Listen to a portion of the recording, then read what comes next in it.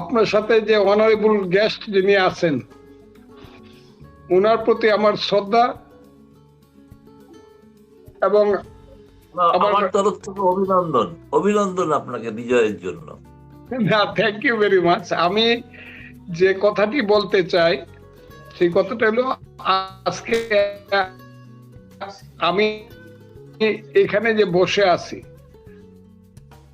আমি কোনো সময় ভাবিনি যে আমার যিনি প্রতিদ্বন্দ্বিতা করছে সেটা ভিন্ন কথা, কিন্তু যে দলটি আমার সাথে প্রতিদ্বন্দ্বিতা করছে বাংলাদেশে একমাত্র আমি বোধহয় এক ব্যক্তি যে হাজার হাজার মানুষের সামনে শেষ মিটিং এ দাঁড়িয়ে বলছি যে এইখানে আমি একটা রেফারেন্ডাম করতে আসছি আমার এলাকাতে, আমার ভোটটা হবে রেফারেন্ডাম। যারা মুক্তিযুদ্ধ চাও, যারা মনে করো ৭১ সঠিক ছিল, কারা কারা মনে করেন হাত তুলে দেখান। তখন সব মানুষ হাত তুলছে। আমি বলছি যারা রাজাকারকে চাও আর মনে করো মুক্তিযুদ্ধ ভুল ছিল তারা হাত তুলেন। কেউ হাত তুলে নাই। আমি বললাম এই জায়গাটাতে আমার ইলেকশন, মুক্তিযুদ্ধের পক্ষ এবং বিপক্ষ শক্তির ইলেকশন হচ্ছে আমার এলাকাতে। অন্তত আমি কোনো ফাও কথা, ফাঁকি কথা, অর্ধ সত্য কথা বলি না, আমি রিয়েল সত্য বলি। এখন বাংলাদেশের মুক্তিযুদ্ধই কঠিন পরীক্ষার সম্মুখীন এবং রাজাকার এবং তাদের অধস্তন শক্তি, পরবর্তী শক্তিরাই এই দেশের ক্ষমতা দখল করে আছে এবং ইতিহাসটাকে উল্টে দেওয়ার চেষ্টা করছে। তার বিরুদ্ধে আমি যুদ্ধ করে পাশ করেছি। এই কথাই আমি দিচ্ছি, বাংলাদেশের মুক্তিযুদ্ধের জন্য পার্লামেন্টে প্রথম দিন যে কথা আমি বলবো, আমি সমস্ত সত্য কথা বলবো। আমি কাউকে ট্যাক্স দেই না। আমার এলাকার মানুষ মুক্তিযুদ্ধের উপরে ভোট দিয়েছে, সেই রেফারেন্ডামের উপর আমি কথা বলবো। এটা এক। দুই হলো, আমি আপনাকে বলেছিলাম যে একটা সেন্টারও কেউ পাস করবে না। আপনি জানেন আমার এলাকায় ১৫০টা সেন্টার। আমি এই কথাটা রক্ষা করতে পারিনি। আমার থানার 55 সেন্টার, এটাতে আমি সবগুলোতে পাস করছি ১৫০ সেন্টারের মধ্যে। অষ্টগ্রামের ৫৪টা সেন্টারের মধ্যে অ্যাক্সিডেন্টলি একটা সেন্টার বোধহয় সামান্য ভোট আমার কম হয়ে গেছে, ৫৩টাতেই জিতছি। আর মধ্যের যে থানাটা আছে আপনার বোধহয় জানা আছে, এখানে একজন মহামানব আছেন। সেই মহামানবরাই আওয়ামী লীগকে ডুবাইছে, বঙ্গবন্ধুকে ডুবাইছে, মুক্তিযুদ্ধকে ডুবাইছে। মহামানবের নাম হলো সাবেক রাষ্ট্রপতি আব্দুল হামিদ। উনার ইঙ্গিত বলবো না কি বলবো, বা উনার মানে ইচ্ছাতেই উনার থানাতে আমি 3টা সেন্টারে, আমার উনার সেন্টার আছে 41টা, 3টা সেন্টারে আমার কিছু ভোট কম হয়েছে। অন্য 39টা সেন্টার, 38টা সেন্টারে আমি জিতছি। অর্থাৎ 4টা সেন্টার আমার বাইরে গেছে, আর সব সেন্টারে আমি জিতছি 150টা সেন্টারের মধ্যে। এক। 2 নম্বর, আপনারা যখন বলতে লাগলেন যে জামাত এই দেশের ক্ষমতা দখল করে ফেলবো, আমি তখন কিন্তু বললাম জামাত যদি এই দেশে ক্ষমতা দখল করে আমি এই দেশে থাকবো না। আমি জনসভা করে বলছি আমি দেশ ছেড়ে চলে যাব। রাজাকারের এত শক্তি হয় না এখনো বাংলাদেশে যে ক্ষমতা দখল করে ফেলবো ভোটের মাধ্যমে। আমি আপনাকে বলি, যদি জামাতের পক্ষে চক্রান্তকারী শক্তি না থাকতো সরকার সহ, তাহলে জামাতের সিট 20টার চেয়ে কম হইতো। আমি খুব ক্লিয়ারলি বলছি। এবং আমার বিরুদ্ধে চক্রান্ত হলে আমার ভোট আরো 50 থেকে 60,000 বেশি হইতো। কিন্তু আমার বিরুদ্ধে যে চক্রান্ত, অর্থ, লাঠি শক্তি এবং চক্রান্তের শক্তি, 3টা শক্তি আমার বিরুদ্ধে কাজ করেছে। আমার ধারণা তারেক রহমানের নেতৃত্বে এখন বাংলাদেশ এমন একদিকে যাবে যে দিকটা ইউনূস সাহেবের বিপরীত, যত কথাই তারা বলুক। কারণ ইউনূস সাহেবের গত 18 মাসের যে কুকর্ম, অপকর্ম, এটার সঙ্গে যদি আমাদের মাথা মেলাতে হয়, আমার মনে হয় না এটা খুব ভালো ফল বয়ে আনবে বাঙালি জাতির জন্য। জনাব ফজলুর রহমান, আমি আপনার কাছে আসবো দুটা প্রশ্ন নিয়ে। তার আগে আমি একটু গৌতম লাহিড়ীর কাছে যেতে চাইতাম। গৌতম লাহিড়ী, বাংলাদেশ এবং বাংলাদেশের মুক্তিযুদ্ধে ভারতের অনস্বীকার্য ভূমিকা ছিল। বাংলাদেশের স্বাধীনতার পক্ষ শক্তি জিয়াউর রহমান বাংলাদেশের স্বাধীনতা ঘোষণা করেছেন। আপনি একজন ভারতীয় নাগরিক হিসেবে আপনার প্রতিক্রিয়া আমি জানতে চাই, এবং এরপর আমি ফজলুর রহমানের কাছে দুটা সুনির্দিষ্ট প্রশ্ন নিয়ে যাব। আমি তো আপনাকে আগেই বলছিলাম যে যেহেতু ময়দানে আওয়ামী লীগ নেই, সুতরাং আমাদের ভারতের কাছে অবশ্যই বিএনপি প্রথম পছন্দ, এবং বিএনপির সঙ্গে একটা রাজনৈতিক দল, তারা ক্ষমতায় এলে তাদের সঙ্গে সুসম্পর্ক নিশ্চিতভাবে আমরা আশা করি, যেটা ভারতের তরফ থেকে কিন্তু বার্তাও দেওয়া হয়েছে যে খালেদা জিয়া যেভাবে ভারত বাংলাদেশ সম্পর্ক উন্নত করতে চেয়েছিলেন সেরকম যেন হয়। ফলে আমাদের একটা আশা। আমার একটা প্রশ্ন থাকবে জনাব ফজলুর রহমানের কাছে, আপনার কেন্দ্রে গণভোটের বিষয়টা কিছু আপনি কি জানেন, মানে বলতে পারেন সেখানে কি হয়েছে, গণভোটের ব্যাপারটা কি হয়েছে, সেটা কি দাঁড়ালো, এরকম কিছু খবর আছে, কিছু কোনো তথ্য আছে যেটা কোনো বাংলাদেশের মিডিয়া থেকে এখনো জানতে পারিনি? জনাব ফজলুর রহমান, আপনার আসনে গণভোট নিয়ে আপনার কাছে কোনো তথ্য আছে কিনা? আমার তথ্য আছে, গণভোট 3 ভাগে ভাগ হয়েছে, বেশিরভাগটা না পড়ছে, আর হ্যাঁ ব্যাপারটা থার্ড হয়েছে, আর ভোট কেউ শিল দেয় নাই, এমনি ফেলে রাইকে গেছে, এটা সেকেন্ড হয়েছে আমার এলাকার যাওয়াটা। আমি একটা প্রশ্ন নিয়ে ফজলুর রহমানের কাছে যেতে চাই। আপনি সংসদ সদস্য হিসাবে আপনার অনেক দায়িত্ব এখন, আপনার এলাকার শুধু না, সারা দেশের আইন এবং নীতি প্রণয়নে। গত 17 মাসে বাংলাদেশের মুক্তিযুদ্ধের চেতনা যেভাবে প্রশ্ন বলবো না, যেভাবে অবমানিত হয়েছে, আপনি সংসদে গেলে মুক্তিযুদ্ধের চেতনা পুনরুদ্ধারের ব্যাপারে কি ভূমিকা রাখবেন? নাম্বার 1। নাম্বার 2 হচ্ছে, এই সরকারের অনেকের বিরুদ্ধে প্রচন্ড দুর্নীতির অভিযোগ আছে, প্রতিষ্ঠিত পাবলিক পারসেপশন আছে, সেই বিষয়ে আপনার ভূমিকা কি হবে জনাব ফজলুর রহমান?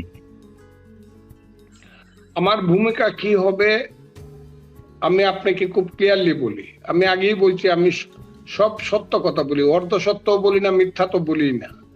আমি সত্য কথাগুলো বলবো, গত 18 মাসে কি হয়েছে 5ই আগস্টের পরে, এবং যারা এই দেশের রাষ্ট্র ক্ষমতা 5ই আগস্টের পরে চালিয়েছে, তাদের যে অপকর্ম, যে অপকীর্তি, তাদের যে দুর্নীতি, তাদের যে দেশ বিক্রির যে একটা প্রবণতা, এবং বন্ধুকে শত্রু বানানোর যে প্রবণতা, এবং এটা যে একটা মিনি পাকিস্তান বানানোর জন্য তাদের যে চক্রান্ত, এই সবগুলোর ব্যাপারে প্রশ্ন কিন্তু তুলে ধরবই।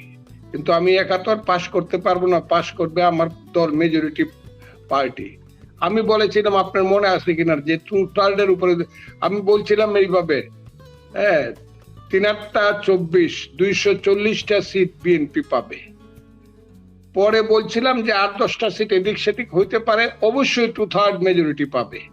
আজকে ইলেকশন হইছে, আপনারা যখন সমস্ত সাংবাদিকরা, আপনাকে আমি খুব বিরক্ত হয়ে বলছি, বাবা এই সব কথা কেন বল, যে এই যে এই জামাত পাস করে ফেলতেছে। আরে এই দেশের মানুষ এত পাগল হইছে, এত পাগল, এই দেশে এখনো 1 লাখের উপরে মুক্তিযোদ্ধা জীবিত আছে, ফজলুর রহমানদের মতো অধম মানুষেরা জীবিত আছে, রাজাকাররা ক্ষমতায় আইসা পড়বে, এটা তো হয় না।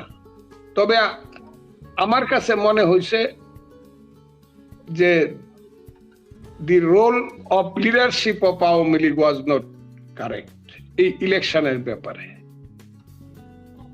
এটা হলো এদের রুলটা খুব দুর্ভাগ্যজনক রুল ছিল। আমার আওয়ামী লীগের নিষ্পাপ বা দোষী না, তারা যেন আপনাকে ভোট দেয়, আপনি কি সেই ভোটটা পেয়েছেন? হ্যাঁ, আমি সেই ভোটটা সবটাই পাইছি। সেই ভোটটা না, শুধু আপনাকে বলি, এইখানে 60,000 আমাদের হিন্দু বন্ধুদের ভোট আছে, এর মাঝে যদি 40,000 কাস্ট হয়ে থাকে, আমি 40,000 ভোট কাস্ট হয়ে থাকলে আমি 39,000 ভোট পাইছি। তাদের 500 ভোট হয়তো বলে টুলে যাইতে পারে, মেয়েরা সিল দিতে পারে না, কিন্তু সব ভোট আমার হয়েছে। এটা আপনি বোধহয় বুঝতে পারছেন বা আপনার জানা থাকার কথা। এর কারণ হলো তারা মনে করে ফজলুর রহমান যদি এই এলাকার এমপি হয় এবং দেশের পার্লামেন্টে কথা বলতে পারে, তাইলে এই দেশে হিন্দু বলতে যাদেরকে বলা হয়, অথচ একদিন কিন্তু আমরা হিন্দু, মুসলমান, বৌদ্ধ কি খ্রিস্টান, আমরা কিন্তু বাঙালি জাতিসত্তা হিসাবে বসবাস করার জন্য এই রাষ্ট্রটা তৈরি করেছিলাম। তুমি কে আমি কে, বাঙালি বাঙালি। মুক্তিযুদ্ধের প্রথম কথাটাই কিন্তু 6 দফাতে এইটা এসেছিল, 6 দফার পরে 66 সনে।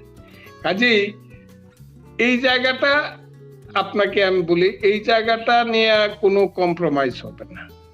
এবং যারা গত 15 মাসে বা 18 মাসে এই দেশটাকে পাকিস্তান বানাতে চাইছে, এদের ব্যাপারে কথা বলবো। আমি কোন ছাড় এদেরকে দিব এটা মনে হয় না দিতে পারবো। আমি সত্য কথাগুলো তাদের সম্পর্কে বলবই, কারণ তারা এই দেশটাকে এমন একটা জায়গায় নিয়ে গেছিল বা গেছে যে জায়গা থেকে মুখ দেখানোর কোনো ব্যাপার আর বিদেশের অন্য দেশের কাছে থাকে না। জাতি হিসাবে আমরা খুব ছোট হয়ে গেছি ইউনূস সাহেবের। জি, আমি আবার একটু স্বল্প সময়ের জন্য আপনার কাছে আসবো। আমি গৌতম লাহিড়ীর কাছ থেকে, জনাব গৌতম লাহিড়ীর কাছ থেকে একটু জানতে চাই। তার আগে একটু ফজলুর রহমানকে আমাদের একজন দর্শকের মন্তব্য জানাই। তিনি বলছেন ফজলু ভাই হিন্দুদের ভোট পেয়েছেন, কি লাগবেন। আমি যেটা জানতে চাই জনাব গৌতম লাহিড়ীর কাছ থেকে, আপনি বলছিলেন যে ইলেকশনের পরে ইন্ডিয়ার পলিসি হয়তো নির্ধারণ হবে, ইন্ডিয়া কি করবে বাংলাদেশের সঙ্গে রিলেশনটায়। আমি আপনার দিক থেকে জানতে চাই, আপনি ভারতের একজন খ্যাতিমান সাংবাদিক এবং দায়িত্বশীল সাংবাদিক, যে আপনার কি মনে হয় যে ইন্ডিয়ার এখন কিভাবে ডিল করা উচিত বাংলাদেশের সাথে সম্পর্ক যে অবনতি হয়েছিল সেই ক্ষেত্রে। তারপর আমি ফজলুর রহমান দিয়ে আজকে অনুষ্ঠান শেষ করবো। দেখুন, এটা কিন্তু ভারত সরকারের নীতি কিন্তু ঘোষণা হয়েই আছে যে যেভাবে খালেদা জিয়া ভারতের সঙ্গে সম্পর্ক রাখার ক্ষেত্রে উন্নতি করেছিলেন, তারা চায় যে তারেক রহমানের সঙ্গে তিনি যেন সেই পথে এগোন। এবং আমার ধারণা যে ভারতের এই নির্বাচনের পর যে বিবৃতি যেটা জারি অফিসিয়ালি যেটা জানানো হবে, আমার মনে হয় প্রধানমন্ত্রী নরেন্দ্র মোদী নিশ্চিতভাবে তিনি যদি প্রধানমন্ত্রী হন, তারেক রহমান আশা করছি যেটা, তাকে নিশ্চয়ই অভিনন্দন জানাবেন। সেই অভিনন্দন বার্তাতেই এই ব্যাপারটা স্পষ্ট হয়ে যাবে আর কি, এটা নিয়ে কোনো ধোঁয়াশা থাকবে না। কিন্তু একটা কথা বলতে বলতে কথাটা ঘুরে গিয়েছিল। জনাব ফজলুর রহমান বলছিলেন যে আওয়ামী লীগের নেতৃত্ব একটা ভুল করেছে। সেই ভুলটা যদি একটু উনি ব্যাখ্যা করেন যে কি কোনটা মনে হচ্ছিল যে এই নেতৃত্ব ভুলটা করেছে, কি ধরনের ভুল করেছে এইবারের ক্ষেত্রে। আমি আগে সরকারে 16 বছর রাজত্বের কথা বলছি না, এবারে নির্বাচনের ক্ষেত্রে আওয়ামী লীগের ভুলটা কি ছিল?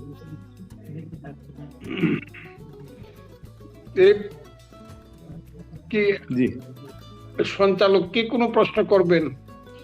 না, গৌতম লাহিড়ী জানতে চাচ্ছেন যে আওয়ামী লীগের ভুল ছিল, আপনি বলেছেন সেই ভুলটা কি, উনি একটু সুনির্দিষ্ট ভাবে জানতে চান। ভুল ছিল, 1 নম্বর ভুল ছিল তাদের সিদ্ধান্ত যখন নেওয়ার কথা এই দেশের রাজনীতি এবং ইলেকশনের ব্যাপারে, তখন কিন্তু তারা এখানে একটা সিদ্ধান্তহীনতার মধ্যে ছিল। কিন্তু সিদ্ধান্তটা যখন তারা সর্বশেষ নিল, তখন কিন্তু তারা ভুল সিদ্ধান্ত নিল। কি ভুল সিদ্ধান্ত? সেটা হলো তাদের উপর থেকে বলা হইল যে ভোটের বাক্সের কাছেই যাওয়া যাবে না, ভোট সেন্টারের কাছেই যাওয়া যাবে না।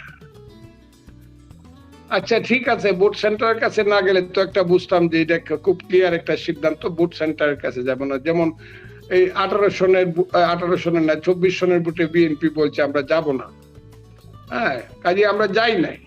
কিন্তু তারা ভোট সেন্টারের কাছে যাবে না বলে দেখা গেছে সব জায়গাতে তাদের 2 ধরনের কাজ হয়েছে। এক ধরন হইলো যারা নিরীহ আওয়ামী লীগ করে দেশের মধ্যে আছে, 2টা একটা কেস খাইছে, একটু পালায় টালায় থাকে, আবার একটু মানুষ মনে করে যে এরা ভালো মানুষ, এই ভালো মানুষগুলো আবার ভোট দিছে ভোট সেন্টারে গিয়ে। আমার কথাটা খুব বোঝার চেষ্টা করেন। আর যারা এখনো এই দেশে মানুষ মনে করে এরা খারাপ কাজ করছিল, আওয়ামী লীগের সর্বনাশ করছিল, মুক্তিযুদ্ধের সর্বনাশ করছিল বঙ্গবন্ধুর নামে এবং মুক্তিযুদ্ধের নামে, এরা সব জামাতকে ভোট দিচ্ছে। আমার কথাগুলো তাইলে 3 দিকে গেল কিন্তু আওয়ামী লীগ। একটা হলো নেতৃত্বের ডিসিশন হইলো don't go to polling centre, ঠিক আছে, এটা মানলে কথা ছিল না। কিন্তু কিন্তু দুই দলই গেল। ভালো মানুষ যারা তারা বিএনপি কে ভোট দিল, আর যারা ওই বিভিন্ন ধরনের খেলায় মত্ত তারা জামাতকে ভোট দিল। এবং আমার এলাকাতে তাই হয়েছে বেশিরভাগ। ভালো যে আওয়ামী লীগ যারা, সব নিরীহ আওয়ামী লীগ, মুক্তিযুদ্ধের পক্ষের আওয়ামী লীগ সব আমাকে ভোট দিছে। আর আজকে দুর্ভাগ্যজনক ভাবে আপনি জানেন, মিঠামইন থানা রেজাল্টটা দেখলে আপনি বুঝবেন এই রেজাল্ট ফজলুর রহমানের বিরুদ্ধে হইতে পারে না, আব্দুল হামিদের সিদ্ধান্ত ছাড়া। আমার কথাটা এটা আমি খুব ক্লিয়ারলি দেখায় দিব যে এই উনার বাড়ির সেন্টার, উনার বাড়ির সেন্টারে জামাত পাস করে কেমনে, উনার বাড়ির সেন্টার, এবং সেন্টারটা হইলো উনার বাড়ির স্কুলে, বাড়ির ঘরের মধ্যে। এই সেন্টারে জামাত পাস করে কেমনে, উনার ইউনিয়নে জামাত পাস করে কেমনে? একটা ইউনিয়নে পাস করছে জামাত, সেটা হলো আব্দুল হামিদের মিঠামইন সদর। ওনার আপন ছেলে তো বোধহয় এমপি ইলেকশন করেছেন জামাত থেকে। কে? যেখানে আমি গৌতম দাস বাবুর প্রশ্নটার উত্তরটা দিচ্ছি, তার আপন শালা ইলেকশন করছিল করিমগঞ্জ টারাইল থেকে। জীবনে ওই এলাকাতে 10,000 ভোট পায় নাই জামাত, দাঁড়াইবারই সাহস পায় নাই। এখন তার আপন শালা দাঁড়ায় উসমান ফারুকের মতো ক্যান্ডিডেটে প্রায় ফেল করে দিয়েছিল, 3,000 ভোটে উসমান ফারুক সাহেব পাস করছে 86 and 83, তার শালা পাইছে 83, যেখানে 3,000 ভোট পাওয়ার মতো অবস্থা করিমগঞ্জ টারাইলে নাই। আমি সেই কারণে কথাটা বলছি যে আব্দুল হামিদ সাহেবের মতো লোক যদি জামাতকে ভোট দেওয়া, এর চেয়ে দুর্ভাগ্য। উনি বলতে পারতো ডোন্ট গো টু সেন্টার। আমি আপনাকে একদম প্রমাণ দিয়ে বললাম যে একটা ইউনিয়নেই আমি ফেল, ইউনিয়ন আমার সেন্টার, আমার কনস্টিটিউয়েন্সি, এর মধ্যে একটা ইউনিয়নে ফেল করছি, সেটা হলো আব্দুল হামিদের ইউনিয়ন এবং তার বাড়ির সেন্টার। জিনিসটা মানে দুর্ভাগ্যজনক। আমরা এই কারণে আপনাকে আরো অভিনন্দন জানাই।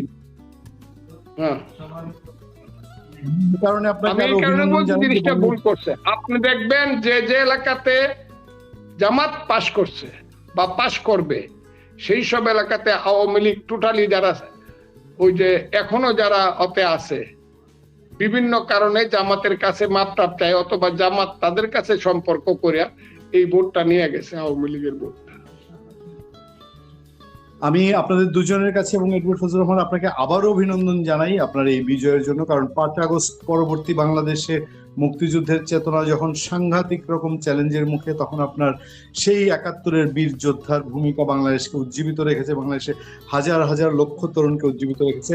সবশেষ শুধু 1 মিনিট করে আপনাদের দুজনের কাছে, এটা যেমন গৌতম লাহিড়ী, তিনি বাংলাদেশ চ্যাপ্টার নিয়ে অনেক ক্লোজ, উনি খোঁজ রাখেন এবং উনি মুক্তিযুদ্ধের চেতনার কথা বলেন, এবং এডওয়ার্ড ফজলুর রহমান, আপনাদের দুজনের কাছে আমি জানতে চাই আগামী দিনে বাংলাদেশের মুক্তিযুদ্ধ চেতনা বিরোধী যেই অ্যাক্টিভিটিস গুলো আমরা গত 17 মাসে ডক্টর ইউনূস সরকারের সময় দেখেছি, এইটাই কি ধারাবাহিকতা থাকবে, নাকি আমরা আবারও মুক্তিযুদ্ধের চেতনায় ফিরে যেতে পারবো?